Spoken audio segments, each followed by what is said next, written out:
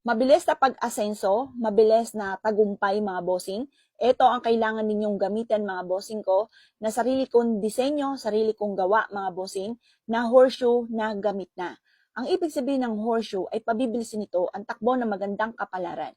Kung piling ninyo ay masipag at matyaga ka naman pero parang sa wala't wala, ang pagiging masipag at matyaga na hindi ka malang umase-asenso, ito ang kailangan ninyong gagamitin mga bossing. Ang gamit na, lalo na. Pag gamit na, ibig sabihin, subok na po yan. Ito ay nilagyan ko ng money tree. Ang money tree ito ay sarili kong gawa mga bossing. Ito ay nilagyan ko ng butas para tagusan ng mga kamalasan. Ito po ay Libyan mga bossing ko na natural stone. Ang Libyan ay sumisimbolo ng kasaganahan. Ang ibig sabihin ng puno, money tree, ang pera ay puno, yan po ang puno, nagsasanga-sanga. Nagkakaroon ng maraming ugat, nanganganak pa. Ibig sabihin, mas magiging matatag ang inyong pinansyal.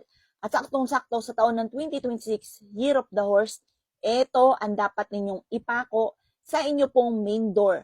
Halimbawa, ito yung main door sa pinakataas sa pader nyo ipapako para matatag ang inyo pong pinansyal at mabilis ang pagyaman, mabilis sa pag-asenso.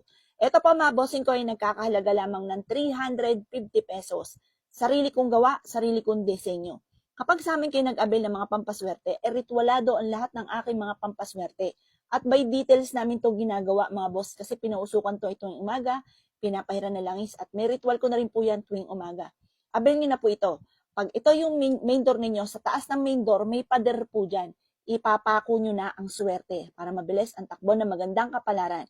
Avail nyo na po ito mga bossing.